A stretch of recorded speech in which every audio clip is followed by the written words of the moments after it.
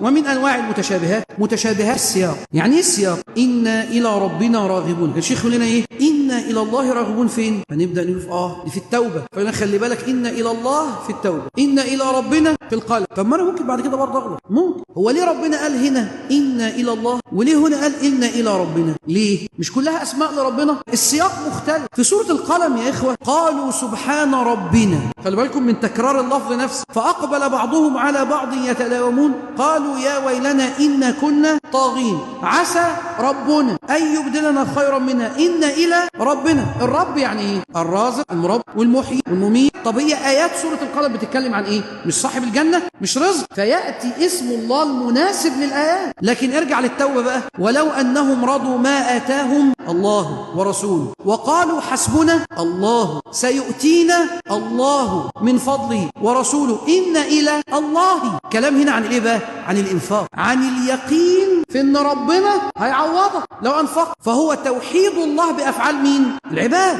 كن على يقين فأتى اسمه الله. سياق الآية هنا تتكلم عن مقصد معين فأتى اسم الله، الآية هنا في القلم تتكلم عن مقصد معين فأتى اسم ربنا. ما هي دي دلالة.